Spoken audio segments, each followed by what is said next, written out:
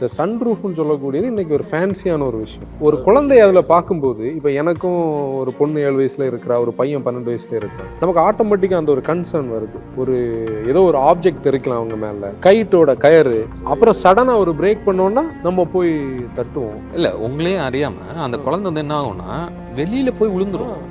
சரி, நாங்கள் நிறைய சிட்டிக்குள்ளே பார்க்குறோம், நமக்கே டிரைவ் பண்ண முடியாது அதை பார்த்தோன்னா. ஆனால் எப்படி பேரண்ட்ஸ் வந்து ஓட்டுறாங்கன்னு தெரில. இத்தனைக்கு அவங்க அப்படியே கட் பண்ணி போவாங்க. அதெல்லாம் வந்து ஹைலி ரிஸ்க். நேற்று லிட்டரலாக மோகனா வீட்டுக்கு நான் வந்துட்டு இருக்கும் போது பார்க்குறேன், புது வண்டி 2 குழந்தைங்க நின்றுருக்காங்க.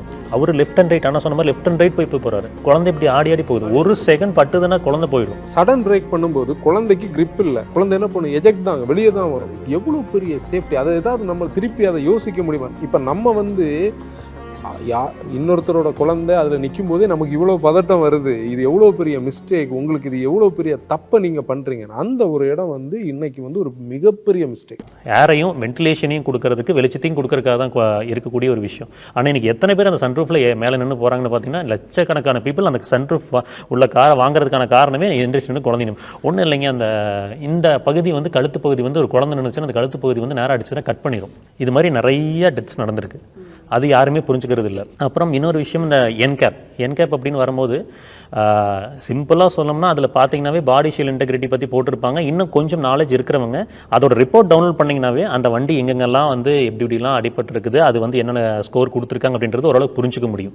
ஃப்ரண்ட்டில் இருக்கக்கூடிய A pillar, B pillar, C pillar இருக்குது இல்லைங்க, அந்த பில்லர்ஸ் எந்த அளவுக்கு வந்து இன்டாக்டாக இருக்குது அப்படின்னு பார்த்தீங்கன்னாவே போதும். என்கேப்பை முழுசாக நம்பாமையும் விட முடியாது. ஆனால் முழுசாக நான் இன்னொரு பக்கம் வந்து நம்பி இவங்க சொல்கிறது தான் ரைட் அப்படின்னு எடுத்துக்க முடியாது. இன்னைக்கு அப்படிப்பட்ட சூழ்நிலையில் தான் செகண்ட் ஒப்பீனியன் போயிடணும். உங்களை மாதிரி ஆட்கள் கூட அப்படி எடுத்துக்கலாமா? இல்லை, காமனாக ரியல் டைம் ஆக்சிடென்ட்ஸ் பார்த்தீங்கன்னா தெரியும். இப்போ ஃபார் எக்ஸாம்பிள் இதுக்கு முன்னாடி இருந்தக்கூடிய ஒரு OE மேனுஃபேக்சரோட கார்கள்லாம் வந்து பார்த்தீங்கன்னா பில்டு மோசமாக இருந்ததுன்னு சொல்லி கேலி கிண்டல்கள் அதிகமாக இருந்துச்சு.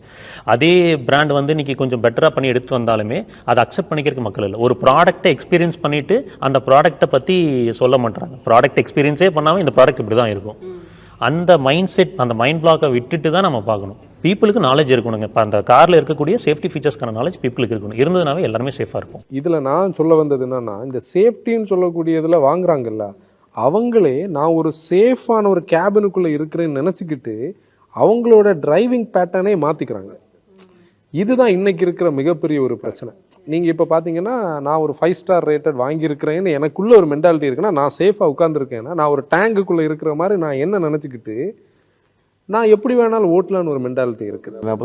இல்லைங்க, கமெண்ட் செக்ஷன்லேயே என் கமெண்ட் செக்ஷன்லேயே பார்த்துருக்கிறேன். ஒரு பர்டிகுலர் பிராண்ட் கார் வாங்கணும்னு இன்னொரு என் காரை நான் இங்கே எடுத்துகிட்டு வரேன், உங்கள் காரை எடுத்துகிட்டு வர, 2 பேருக்கு லைவாக கிராஸ் டெஸ்ட் பண்ணி பார்க்கலாம். இந்த மாதிரிலாம் நடக்குது.